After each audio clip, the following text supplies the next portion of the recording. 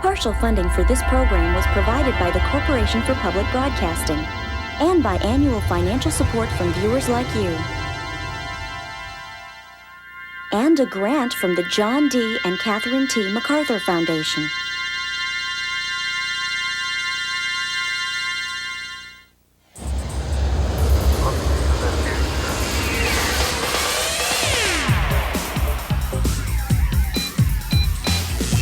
Coming up on Club Connect, we're helping you with your image. We're even giving you advice on modeling, photography, and more. I'm getting the scoop on individuality from the Brand New Heavies. And Odell's chilling with the Cocteau Twins. So check it out.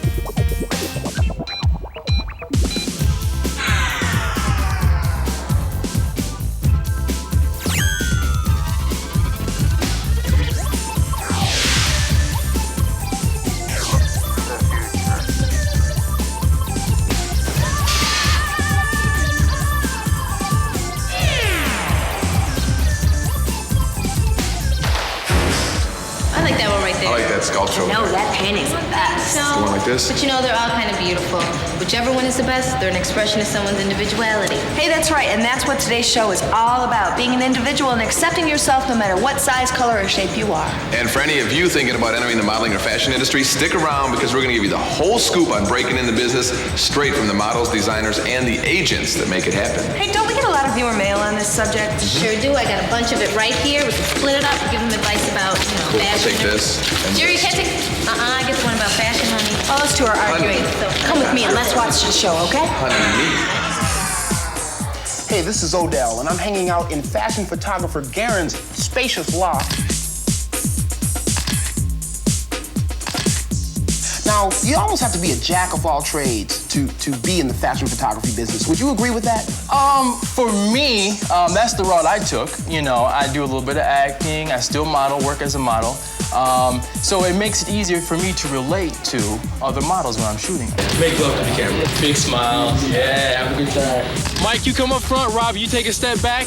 Okay, good. Actually, taking pictures is more reflective of my personality. Now, I think modeling and acting kind of brought me out of the shyness thing, you know, going on auditions. Because growing up as a kid, I was sort of like a young Ferris Bueller, you know, I could get away with murder. But when it got into being in front of people, being in front of a camera, no, I couldn't do that. I like trying to provoke certain emotions out of people. I like trying to bring the best out of people and getting on film and making them go, wow, I can't believe that's me. You know, I enjoy that. I enjoy that side of it. What are some of the ways people must think that being a fashion photographer is going to take all this cash? There's no way I'm going to be able to get this expensive camera. But you don't need a lot of money to start off. Just a camera and a good eye. A lot of practice, just practice. You got to have some place to work, right? You can work outside. You know, at first, I didn't start off having a studio, you know, and I still don't really have a studio that I rent or anything like this. I turned my home into a studio, you know, but at first, I didn't even have that. I just shot on location outside. So if there was one kind of concrete lesson you tell someone watching in terms of how, when they're flipping through the fashion magazines, how can I be the ones that take those photos? What would it be? What you do is you get a portfolio together. This is how you market yourself. Then you go to the agencies and say, look, you know, this is my work, blah, blah, blah. Either say yay or nay. Usually they'll give you constructive criticism and then you go home and you work it out and you come back again. And eventually, you know, you'll be picked up. So, what do you guys think? I'm the new superstar model, right? Right? Now you check this out.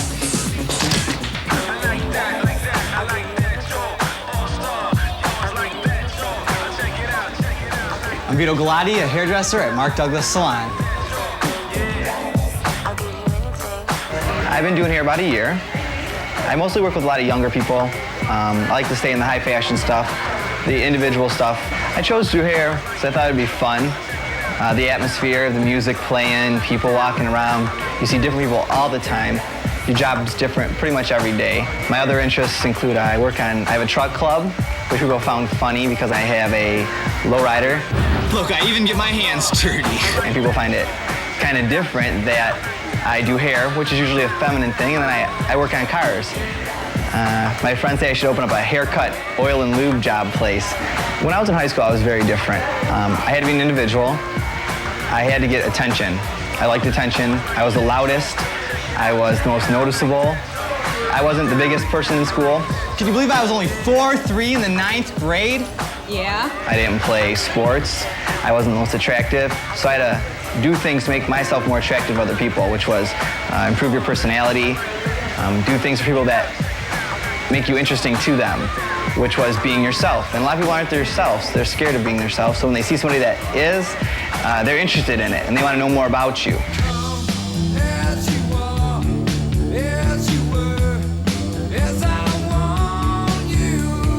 It's very important to be yourself. It's the most important thing that you can do. That's how people judge you. That's how people accept you. And how can you like somebody or feel comfortable around somebody if you don't even feel comfortable around yourself? They have to like you for who you are. If they don't like you for who you are and you're not acting like yourself, then everything's mixed up. You're never gonna make a connection with anybody. It just doesn't work that way. No matter if you're not beautiful or whatever, everybody's got something that's attractive to another person. You just have to capitalize on it, build on it, and show everybody, and that's what your image is. Oh, hey, what's up? We're back, and as you know, buying clothes is a big part of putting together your image. Nobody better to tell you than Cristy. Cristy, right? Yeah. Right, I should know. How you doing? Good, how are you? Cool, I'm doing real good. Glad So your store is called Half Baked.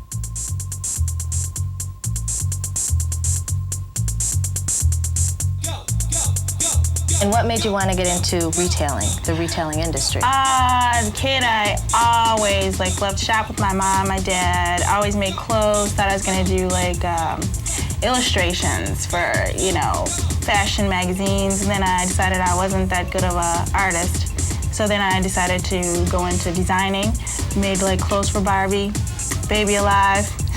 Really? Drowsy, I had every doll in the world.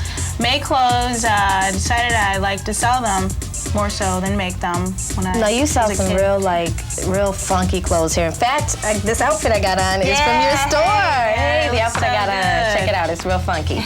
And what made you want to sell clothes like this? I saw nothing really being done like this, you know what I mean? There's just a few stores that targeted to the market of a partier, somebody who hung out a lot in clubs and wanted to look different from other people and set themselves apart. I'm all the time, telling people, yeah, go for it. They wear nothing but the Gap because the Gap's across the street. And then they come over and I'm like, hey, try this on, and I coax them into it, and then they're caught. I can't Right. get rid of them. Then they start buying things. So when you were a little younger, did people make fun of you when you dressed kind of different? Oh yeah, they called me everything in school. How'd they treat you? They treated me cool because, I just laughed along with them. I didn't feel real upset about it, and I just laughed right along with them, and I go, hey, this is me. So they totally accepted me. Same thing with my family and everything. They're like, what's wrong with you? But I just all the time thought that it was really important for me to be who I wanted to be, and my parents saw that early on, and they just encouraged me. So owning the store has to be really hard. It takes a lot out of you. I work in a 24-hour day. I probably work about 19 hours. But it's fun. It's the best thing I've ever done. What advice do you have for teens that may want to get into the retail industry? Just take it very seriously. Just take it head on, and any idea that they might have as a 13-year-old will definitely be something that probably would work.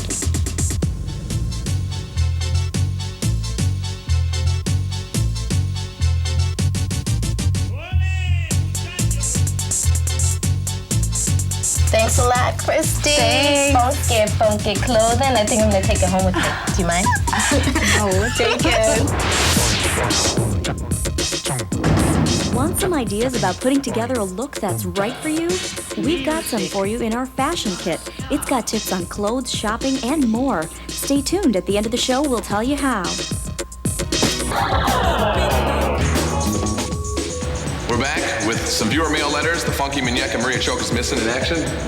Looking at paintings, who knows? But we'll get to our first letter. It comes from Monica in Sequin, Texas. It says, Dear Club Connect, I watched your show Sunday, April 24th, and I really enjoyed it. It was my first time, and I like to listen to hip-hop music. Well, we did a whole show on that. That's where Maria got her hip-hop funky Mignette name, so you want to watch for that. And she said she was wondering if she could get one of our kits. She wants the fashion kit. She says she dresses all right. It's just that some of her friends say that she overdoes it just a bit. So she's going to be 16 soon, on May 11th, actually. actually, and wants the kit before then because she plans on going out more often. So we're gonna drop that fashion kit in the mail for you, definitely, and it's free. Absolutely no charge. Happy birthday. It was mine too. Plus, Jerry, did you get me anything? I don't think so. I think we'll move along with the next letter. It says, Dear Club Connect. My name is Renee and I live on the east side of Stockton. That's in California. I would like a race relations kit because I want people to know that we are all the same. I'm white and I live in a black neighborhood. Some people in my family say prejudiced things about blacks. I was going out with this black guy and my dad says that I'm not meant to date a black guy. If they're Mexican or white, he doesn't care because my stepmom is Mexican. Well, anyway, please send me a kit. Renee, in California, we will send you a kit. And you know? You're number one fan, Renee, it says. Thanks, Renee. He's so particular. The next segment might help you out because it's about ethnic models in the fashion industry, and they're talking about a lot of the same things about prejudice and running up against it that your dad's attitude is. You know, a lot of people have that attitude, Jerry, and maybe you could bring him to the TV and have him watch it, and he'll learn a thing or two.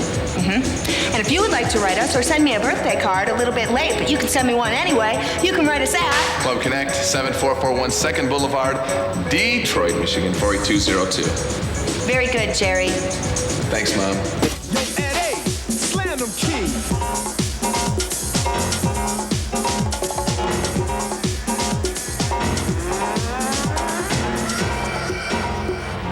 How do you guys feel about the fact that we need to live up to certain images in the media as ethnic women? I think that everybody, especially in the U.S., is socialized to like a certain type of woman.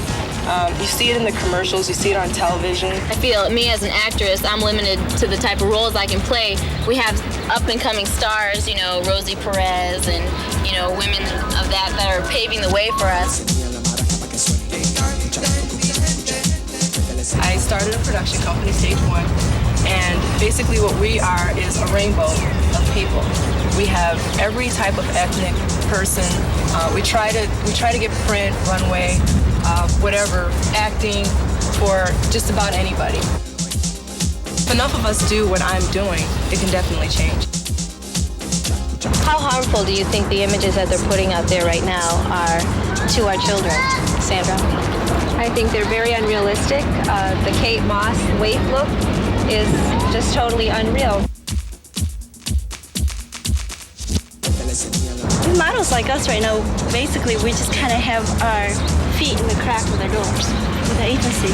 And I think the agency should be able to maybe open up the door and say, well, why don't you come on, sit down and talk to me and see what you're capable of. At least just give us a chance to see what are the beauty of all of us bring out, and that we could promote real people, real life clothes and real life fashion. You know, when you're thinking about body image, there's definitely one important thing you need to remember, and that's physical fitness. That's why we've decided to hang out with a good friend of mine and knucklehead, Mike Batayeh. Batayeh. He's a personal trainer and a bodybuilder, Yeah. right? So what do you mean, trainer? What do you do? Well, come on, let me show you. He's gonna show me. Are you coming or what? Yeah.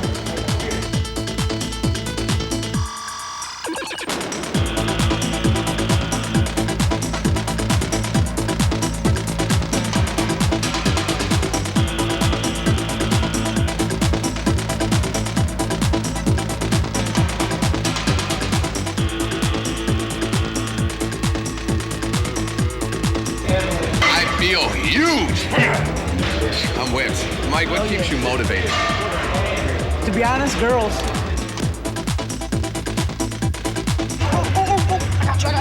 Well, on the serious tip though, I used to be like 247 pounds. I mean, loose pounds. I used to ride in cars and hit Chuck holes and boom. I mean, I used to get black eyes. I was really loose. I just knew I wasn't healthy. I wasn't happy with myself. I didn't have enough confidence in myself, and I felt like getting in shape would everything into place. It did. Well, I lost weight and kept it off by basically watching what I eat. I keep the fat to, try to cut fat out of my diet completely. Eat a lot of food and high proteins. And I educated myself. Basically read Muscle and Fitness magazine because they usually have like nutritional information. Do you think all people that have a full figure or that might be a little bit bigger should want to be thin? No, if you're comfortable with the way you are, you shouldn't want to change yourself. You do a lot of comedy and you're a funny guy. When you were younger and overweight, did you try to be funny so people wouldn't take notice to your weight problem? Oh yeah, of course. It was a defense mechanism right there. I tried to get to them before they got to me, basically. Because I was always getting like, hey, fat boy this, fat boy that. I was basically getting snapped on a lot when I was a kid, and I try to make them laugh and try to forget what they were saying, you know? What do you get out of helping other people train? Personal satisfaction. I like to see people happy, and whether it be doing it through my comedy or helping them better themselves, you know? If they feel like working out and getting in shape is gonna make them happy, so be it. I'm there for them. For someone that might be watching this segment, that might be overweight, that might want to lose a few pounds or just get in shape, what do they need to do? Just be aggressive, go for it, you know? Visualize what you want to do, keep that in your head, and just, that'll be your motivation. There's no quick fixes to building your self-esteem, but Club Connect has some helpful tips on getting you started. Learn how to celebrate yourself with the Self-Esteem Kit. Stay tuned, we'll show you how to get it at the end of the show.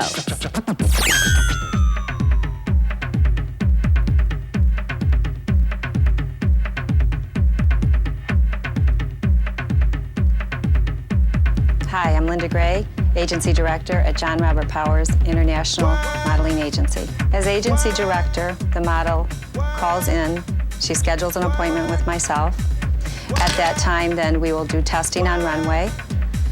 I will look at her comp, her portfolio, and also script reading, so that hopefully we could place for auto show. As a model, you need a headshot, a portfolio, and a resume to get started in the industry. Can anyone model? Yes, if they're confident. Not everyone has to be gorgeous. There's print work, industrial films, where they're looking for the average type person. There's all different avenues now in modeling. It's not limited just to the high fashion 5'7" and over. Individuality is very important because you never know what the client is looking for. My best advice would be for someone who wants to get into modeling would be to send a couple pictures to an agency. They wouldn't have to send real professional pictures. They could send a really good headshot and a good body shot and see what the agencies think. It's not necessary to go to modeling school. I hope that it brings out my personality and I can just express myself better in front of people without being so shy. I think in order to find a good photographer, you need to first look at their work. You need to feel comfortable with them. You have to be able to work with them. If they don't make you feel comfortable, then you're not going to be at your best. What's a scam? You should never have to pay an agency fee to register with an agency. The largest scam, it really is in the classified. And you have to be very careful. Usually you can even call any agency from the phone book and ask them about that particular shoot. They will tell you they've never heard of it, so you can be very, very careful that way. A client is going to pay good money, so they will always go through an agency. I'm thinking about buying a few of these sculptures.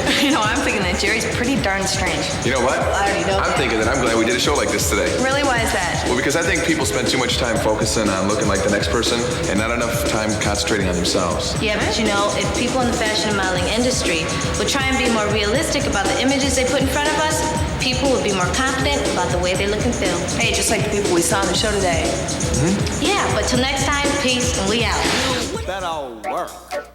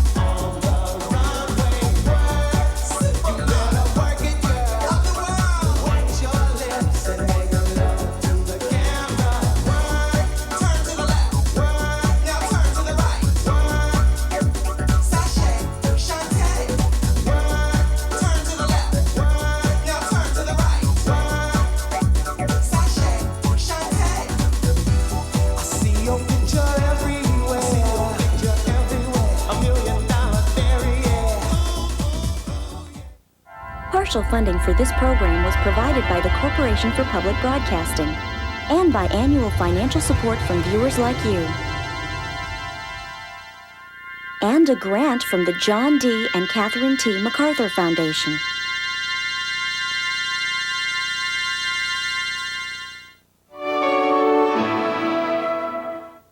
Hey, you waited for our address and phone, and now we've got it for you. If you want one of the kits we've talked about, just write us at this address or call us at 313-8716, and we'll send you the kit you asked for free. Be sure to tell us which kit you want. This is PBS.